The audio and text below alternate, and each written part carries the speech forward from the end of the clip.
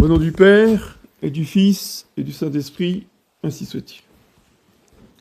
Mes bien chers frères, l'Église vous propose, une version différente, mais toujours le même thème que dimanche dernier. C'est toujours la fin du monde. Mais aujourd'hui, nous sommes le début de l'année liturgique, donc en fait c'est la fin du monde vue sous un autre angle.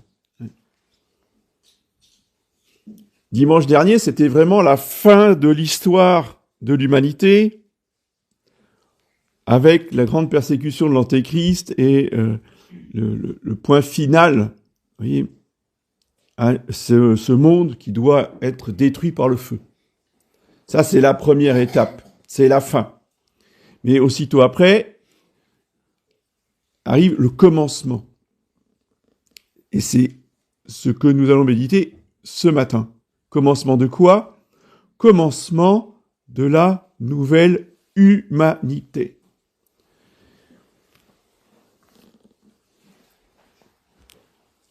Et ce commencement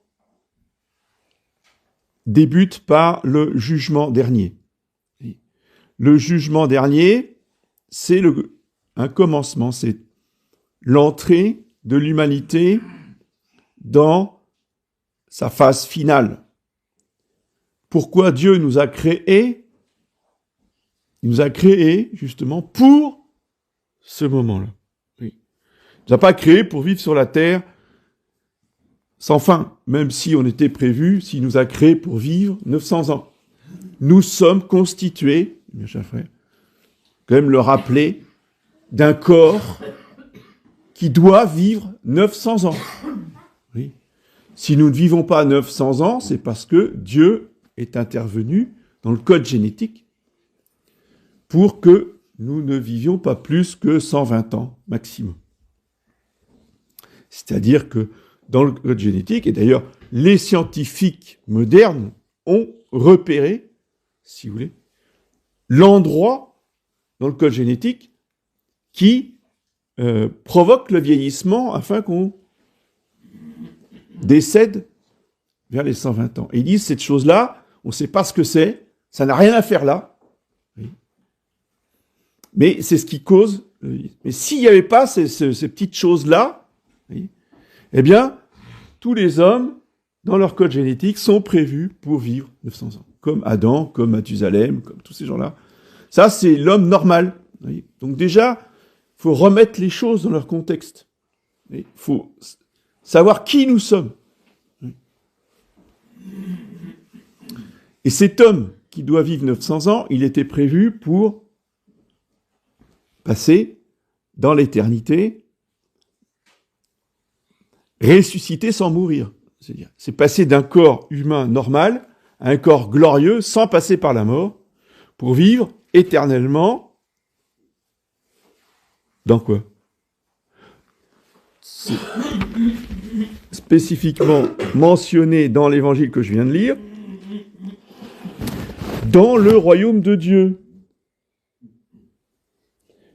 Quand vous verrez arriver ces choses, sachez que le royaume de Dieu est proche. Si le royaume de Dieu est proche, c'est-à-dire que le royaume de Dieu, c'est l'humanité glorieuse au ciel, dans le paradis. Voilà. Et ce paradis, nous le savons par Saint Jean dans son Apocalypse, par les commentaires des docteurs de l'Église, ce paradis, il sera sur la terre. Parce que nous aurons des corps matériels, glorifiés, sur une terre glorieuse. Dimanche dernier, on a vu la terre qui brûlait, donc tout est détruit, tout sera détruit, mais c'est pas juste pour une destruction. Dieu n'est pas pour la destruction. Si Dieu détruit, c'est pour construire encore quelque chose de plus beau. Et ce que le bon Dieu construira ensuite, pour les corps glorieux, pour les corps ressuscités, de l'humanité sauvée, la partie de l'humanité sauvée, eh bien ce sera une terre, une nouvelle terre, dit Saint Jean, et de nouveaux cieux, avec un nouveau soleil, une nouvelle lune, renouvelée. Et une terre renouvelée, une terre qui sera en harmonie avec les corps glorieux. Donc, ce sera bien une terre matérielle. Et Saint François et les docteurs franciscains, si vous voulez, insistent un petit peu sur ce côté matériel, qui sera équivalent, si vous voulez, à ce que nous connaissons maintenant. Il y aura des fleurs, il y aura des arbres, mais qui seront bien plus beaux que ceux qu'on connaît aujourd'hui, qui ne serviront que au plaisir des yeux, et qui, à la différence d'aujourd'hui, ne perdront jamais leurs feuilles. Il n'y aura plus de saison, parce qu'il n'y a plus de mort, il n'y a plus de plantation. Les arbres ou les fruits ou les fleurs qui existeront à ce moment-là seront éternels. C'est totalement anecdotique, si vous voulez. C'est pour ça que, ceux qui sont pas d'accord, c'est pas grave, hein. C'est pas l'essentiel du paradis, mais ça, je trouve que ça donne une note de cohérence par rapport à la résurrection des corps. Les corps seront en harmonie avec la nouvelle terre.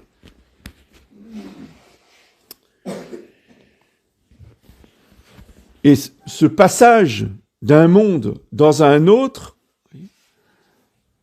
se fera par le jugement dernier. Ce jugement dernier qui doit être notre grande consolation. Plus nous voyons aujourd'hui le triomphe de l'injustice. Nous arrivons à une période d'apothéose de l'injustice. C'est que le principe général, c'est que tous les criminels, les délinquants ne subissent quasiment aucune peine et que l'honnête homme ou le citoyen sans histoire, dès qu'il dépasse d'1 km/h sur la route, il est sanctionné parce que c'est très grave. Dès qu'il dépasse de 8 jours la date limite pour payer ses impôts, il a des amendes parce que c'est très grave. Par contre, vous pouvez poignarder un policier, vous aurez quelques centaines d'euros d'amende. Voilà. Je caricature à peine.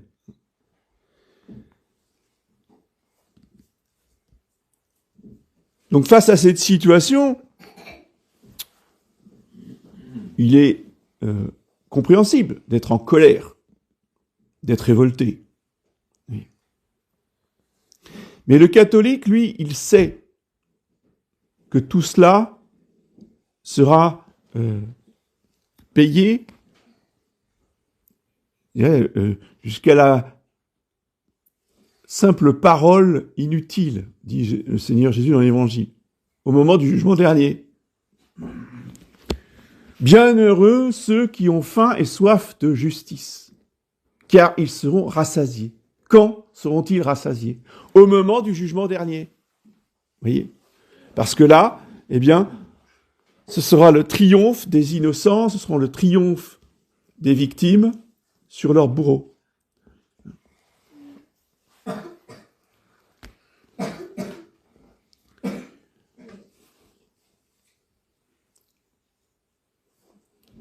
Et ce sera aussi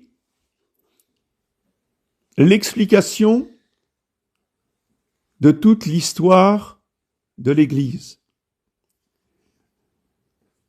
Cette soif de justice, c'est pas simplement une question de justice personnelle.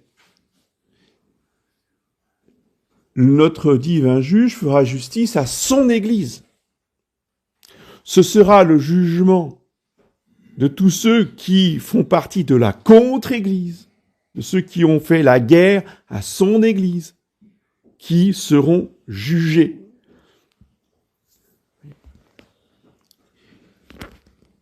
Et si on se pose la question de savoir, mais en quoi consisterait un cours d'histoire dans une école catholique? Quelle différence peut-il y avoir entre un cours d'histoire dans une école de la République, et je mets dedans les écoles catholiques sous contrat, qui sont des écoles de la République, avec des petites variantes, et une école vraiment catholique. Oui. Eh bien, un cours d'histoire dans une école vraiment catholique serait un cours qui expliquerait, en fait, l'histoire par rapport à un critère.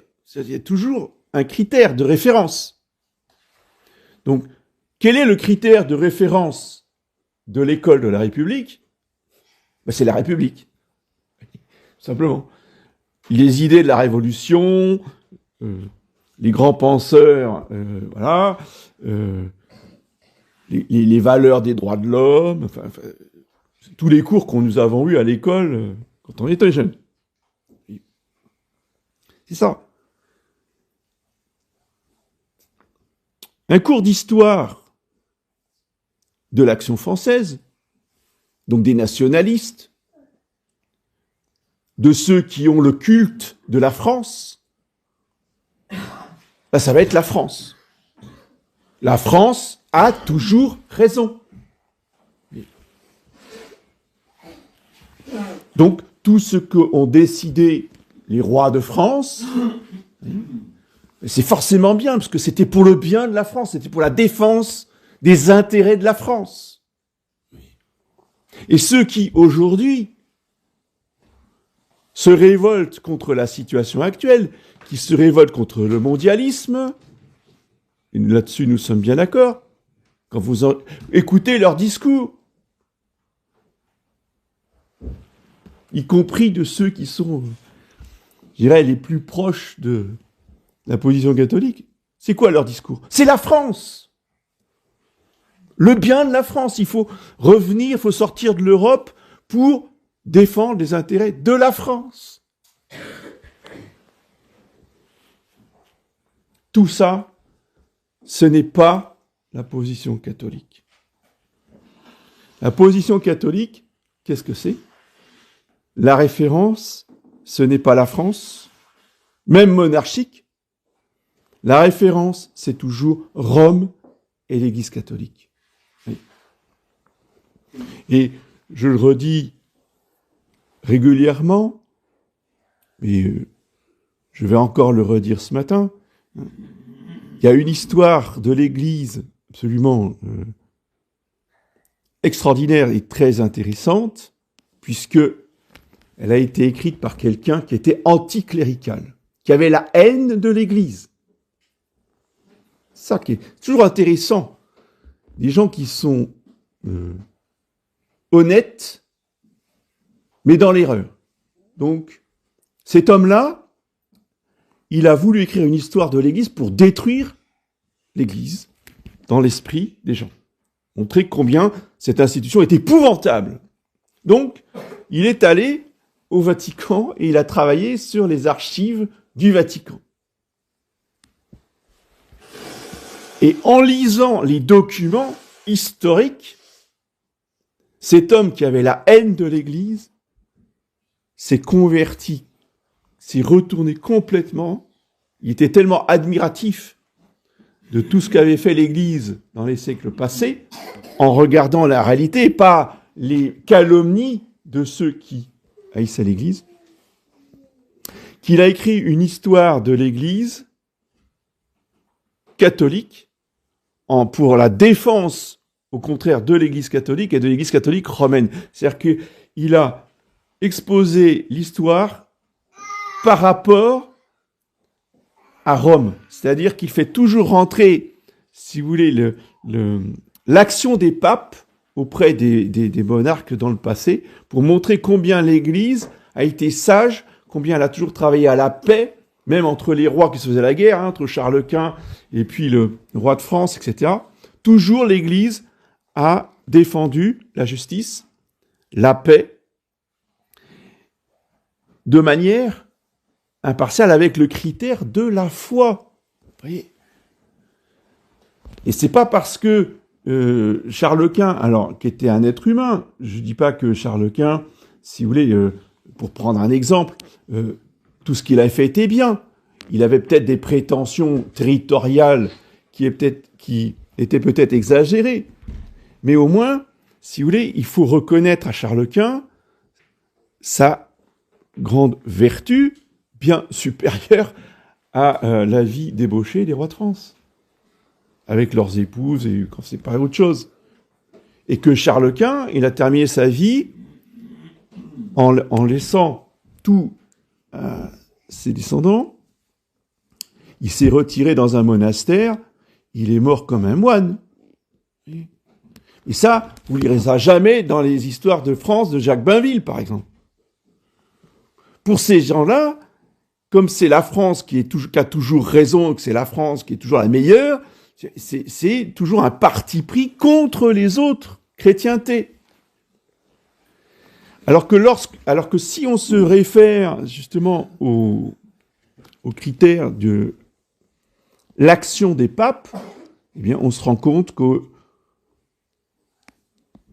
les principes qui éclairent l'action des papes dans la chrétienté, c'est toujours la foi, c'est toujours la charité, c'est toujours la justice et la paix. Oui. Jusqu'à Saint Pilice, qui en est mort. C'est-à-dire qu'on a assassiné Saint Pilice, il faut le savoir, justement au début de la Première Guerre mondiale, parce que Saint Pilice était intervenu de façon très active auprès de l'empereur d'Autriche afin d'établir la paix en Europe. Et il était prêt à signer un traité de paix. Enfin, l'empereur d'Autriche était tout près de signer ce traité de paix. Et donc, on l'a assassiné avant pour pouvoir faire cette Première Guerre mondiale. Parce que les ennemis de l'Église sont toujours pour la guerre. Et on le voit encore aujourd'hui. Qui sont ceux qui veulent la guerre? C'est justement ceux qui sont le plus opposés à l'Église catholique. Donc tout cela sera exposé par notre Seigneur Jésus-Christ depuis justement les origines de l'humanité jusqu'à la fin du monde. Montrer en quoi l'Église a toujours œuvré pour la paix et la justice. Et cela sera pour nous une grande consolation, mais déjà nous pouvons vivre en petit cette consolation si on s'intéresse à la véritable histoire de l'Église. Qui connaît, qui étudie l'histoire de l'Église? La vraie, la nôtre.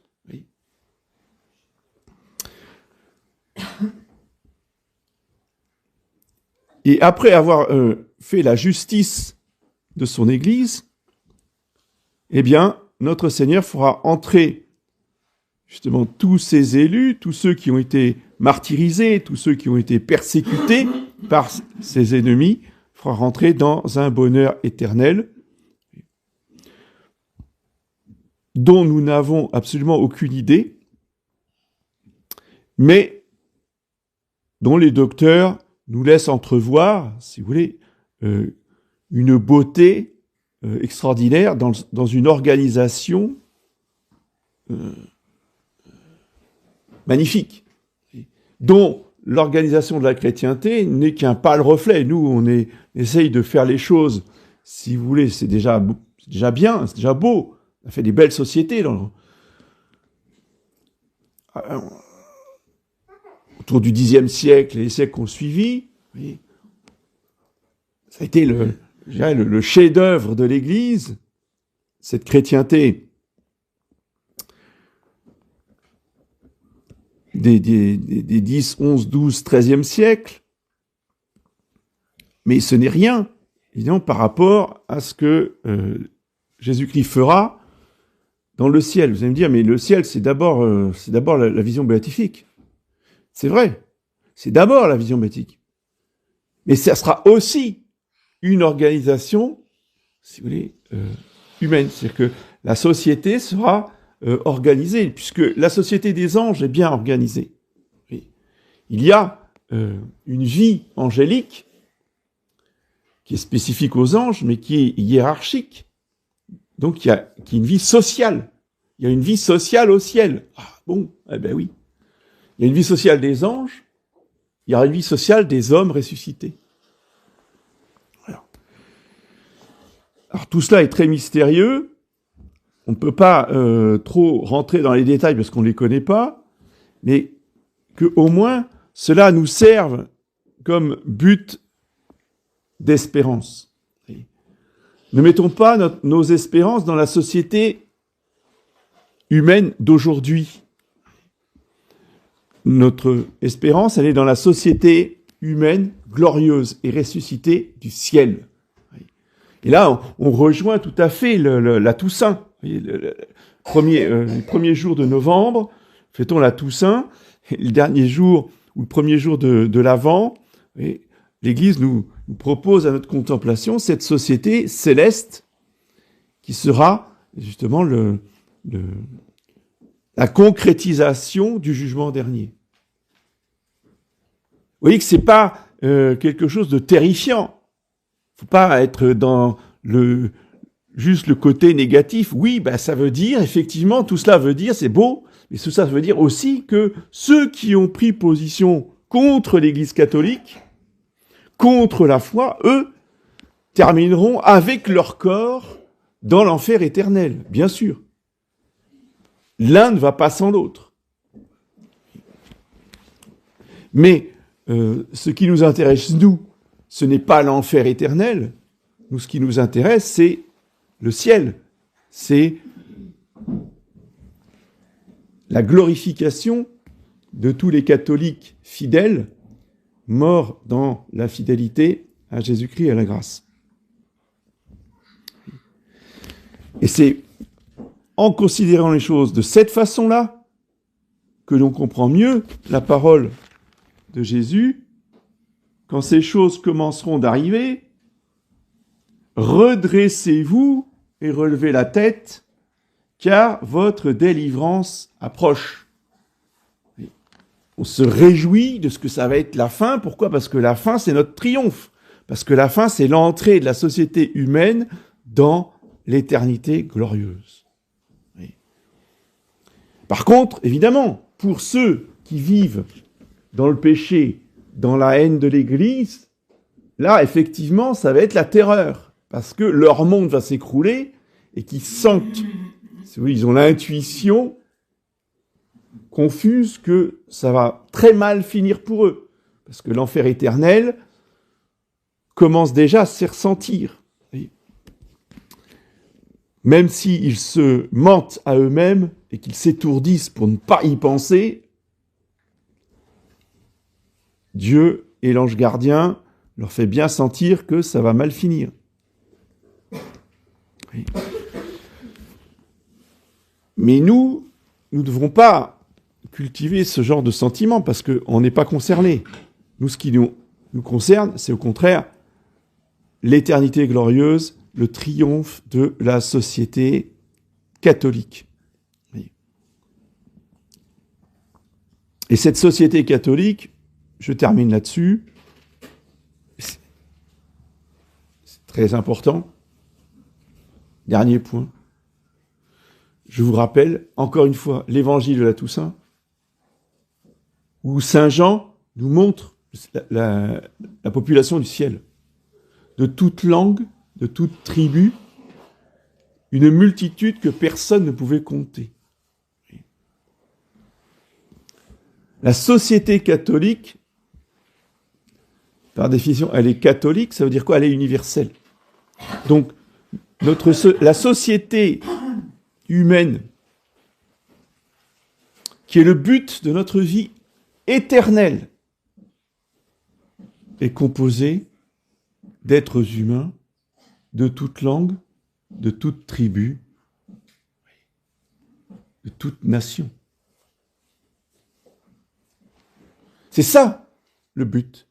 Ce n'est pas uniquement la France et les Français d'abord, et les premiers, et les seuls, et tout pour l'intérêt de la France. Oui. La chrétienté, le règne du Sacré-Cœur vers lequel nous nous dirigeons, sera vraiment ce qu'on n'a jamais connu avant, ce qui n'était pas le cas au Xe, XIe ou XIIIe siècle, où la chrétienté était naissante. Là, ce sera vraiment une société catholique. Oui. Ce qui ne veut pas dire que la France n'existera plus, mais nous serons dans une perspective vraiment de préparation à cette société du ciel. Oui. À méditer. Parce que justement, si la providence divine nous impose toutes ces nations différentes sur notre sol,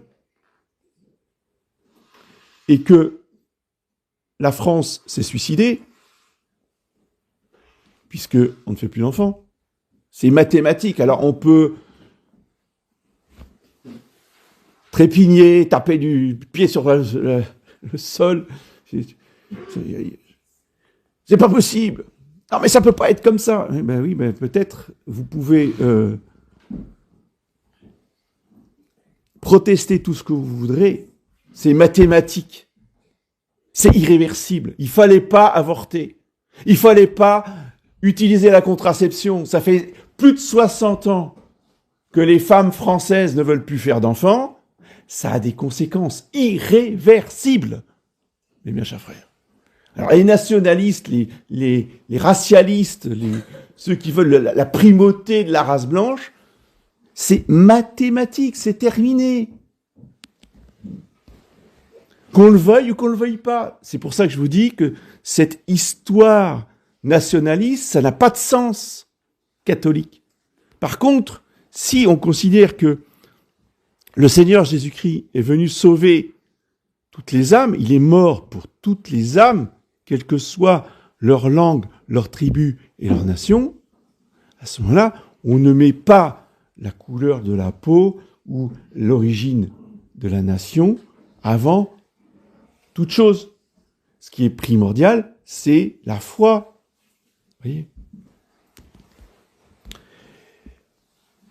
Et il faut comprendre comment Dieu agit, comment il a agi avec les pharisiens. Parce qu'il va agir de la même façon avec nous. Parce que je vous rappelle que à la fin du monde, qui va jouer le rôle des pharisiens ? Ça va être nous. Au début, les pharisiens, c'était les juifs. Mais à la fin, quand les juifs vont revenir, ceux qui vont avoir une attitude de pharisiens, ça va être nous. Vous voyez, les choses seront inversées. Comment le Sacré-Cœur veut donner la grâce et tous les dons à tous ces gens-là ? Mais quand même, nous les Français, on est les premiers, on est la fille aînée de l'Église. Vous voyez ce que je dis ? Les Juifs, qu'est-ce qu'ils ont dit quand Jésus est arrivé ? Mais nous sommes les fils d'Abraham. Il n'est pas question d'aller faire rentrer tous les gentils. Et beaucoup ont rejeté Jésus-Christ parce que Jésus-Christ a voulu faire rentrer les gentils. Eh bien, à la fin, on va avoir la même attitude. Et quand les Juifs vont rentrer en masse, on va dire, mais comment tous ces gens-là qui ont vu, etc., ils vont rentrer... Bah oui. Le critère de jugement, de discernement, c'est toujours la foi, le salut, et pas la chair et le sang. Parce que nous dit saint Paul, la chair et le sang n'hériteront pas du royaume de Dieu. Qu'est-ce que c'est que le royaume de Dieu ? Je viens de vous le dire, c'est l'humanité glorieuse ressuscitée pour l'éternité. Dans l'humanité glorieuse, ne rentrent pas des critères de chair et de sang. Ne sont retenus que des critères de foi, de grâce, de foi et de grâce, tout simplement. Parce que c'est cela qui sauve, ce n'est pas le fait d'appartenir à telle ou telle nation. Je n'emploie pas d'autres mots parce qu'après ça va être censuré. Et vous avez compris.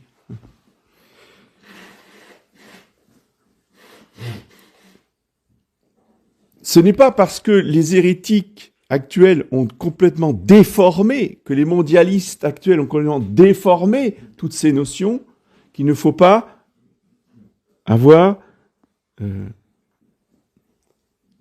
si vous voulez, une vue catholique des choses, universelle. L'universalité, la catholicité, ce n'est pas le mondialisme. Alors c'est peut-être un peu subtil, ça demande un peu de réflexion, oui, mais il faut être bien au clair avec ces choses-là. Et nous sommes au cœur de notre sujet, hein, puisque le jugement dernier, c'est bien le jugement de l'humanité. Donc notre méditation de ce matin concerne l'humanité. Voilà. Et demandons au Saint-Esprit de nous donner des lumières pour avoir la juste mentalité catholique et non pas nationaliste. Le nationalisme, c'est la primauté de la France de manière totalement désordonnée.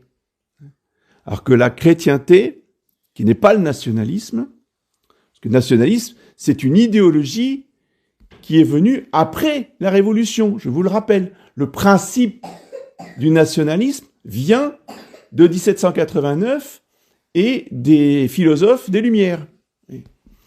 Avant, jamais on n'a parlé de nationalisme, on a parlé de chrétienté. C'est cet esprit de la chrétienté qu'il nous faut retrouver en méditant ce jugement dernier.